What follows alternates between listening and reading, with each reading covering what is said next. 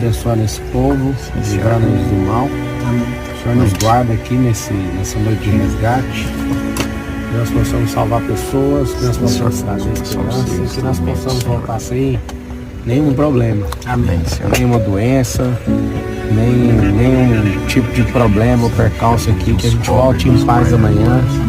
E que o Senhor nos abençoe no nosso projeto também lá casa. Em nome de Jesus, amém. Amém. Ó, chegou mais um avião aqui, o exército pegou esse galpão, tá ali os caminhões, tá com o helicóptero aqui também.